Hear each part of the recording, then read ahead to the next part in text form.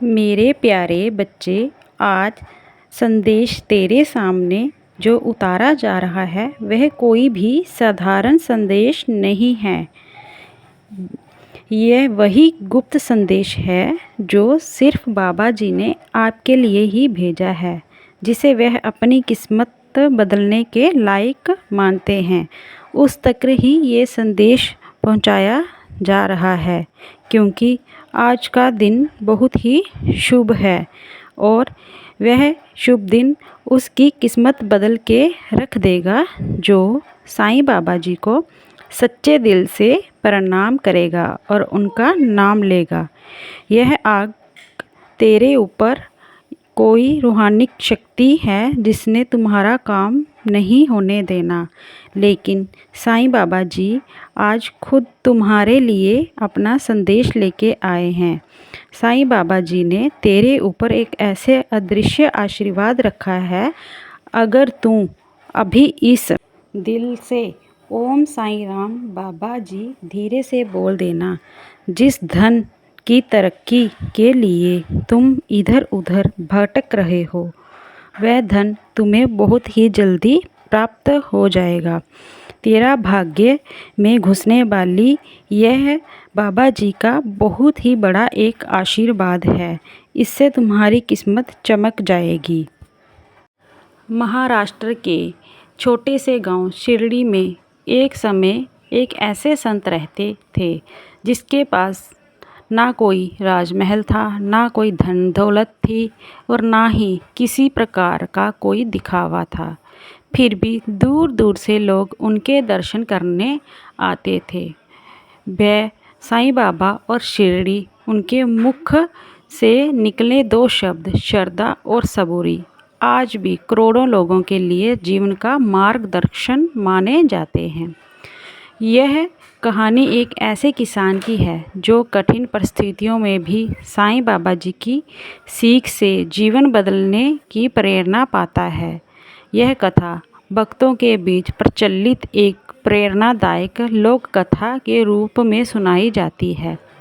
एक समय शिरडी के पास एक गांव में गोपाल नाम का एक गरीब किसान रहता था। वह मेहनती और ईमानदार तो था ही, लेकिन लगातार कई वर्षों से उनकी फसल खराब हो रही थी। कभी बारिश समय पर नहीं होती तो कभी ओला पड़ जाती थी। सारी मेहनत पानी में फेर देती थी। घर में बूढ़े माँ बाप और पत्नी और दो छोटे बच्चे भी थे, जिनका गुजारा बहुत मुश्किल से हो रहा था। गांव के कुछ लोगों ने गोपाल से कहा कि तुम शिरडी जाओ, वहाँ साईं बाबा जी रहते हैं। लोग कहते हैं कि उनकी कृपा से जीवन की कठिनाइयाँ दूर हो जाती हैं। पहले तो गोपाल ने सोचा कि केवल किसी संत से मिलने से ही क्या होगा, लेकिन जब हर ओर से निराशा ही मिली तो उसने एक दिन शिरडी जाने का निश्चय कर लिया। लंबा रास्ता तय करने के बाद वह द्वारका माई पहुंचा और उसने देखा कि साईं बाबा साधारण वस्त्रों में बैठे हैं। उनके चारों ओर अलग अलग धर्मों की जातियों के लोग बैठे हैं। कोई बहुत ज़्यादा अमीर दिख रहा था और कोई बहुत ज़्यादा गरीब दिख रहा था, लेकिन बाबा जी सबको एक समान प्रेम से देख रहे थे। गोपाल ने उनके चरणों में प्रणाम किया और रोते हुए बोले, बाबा मैंने कभी किसी का बुरा नहीं किया, फिर भी मेरे जीवन में केवल दुख ही दुख हैं। क्या भगवान मुझसे नाराज़ हैं? साईं बाबा जी उसकी ओर प्रेम से देख रहे थे और कुछ क्षण के लिए वह मौन हो गए। फिर मुस्कुराते हुए बाबा जी बोले, बेटा भगवान किसी से नाराज़ नहीं होते। हाँ, कभी कभी बाबा उनकी परीक्षा जरूर लेते हैं, लेकिन तुम श्रद्धा और सबूरी हमेशा बनाई रखना।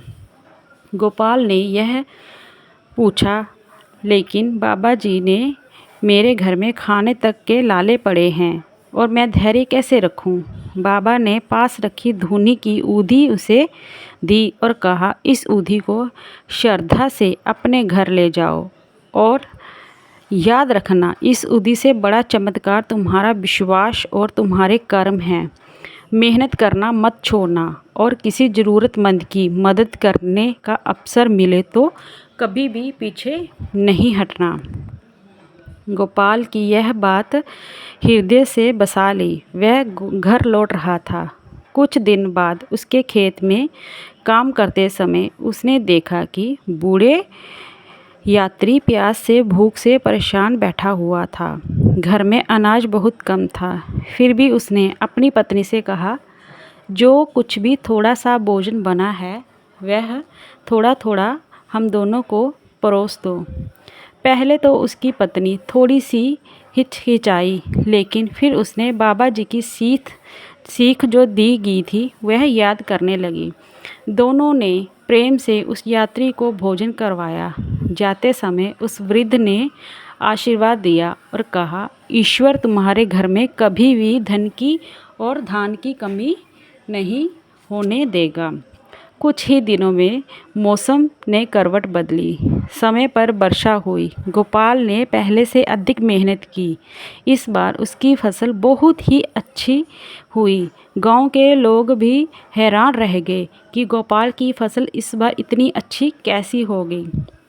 गोपाल ने सोचा कि यह केवल फसल का चमत्कार नहीं, असली परिवर्तन उसके मन में आया था। पहले वह हर कठिनाई में घबरा जाता था, लेकिन अब उसने धैर्य रखना सीख लिया है। कुछ महीनों बाद फिर शिरडी पहुंचा। इस बार उसके चेहरे पर चिंता नहीं थी, बल्कि संतोष था।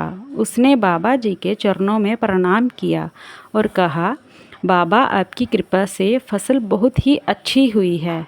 बाबा मुस्कुराते हुए बोले, बेटा, यह कोई मेरा चमत्कार नहीं है, यह तुम्हारी मेहनत और लगन का नतीजा है।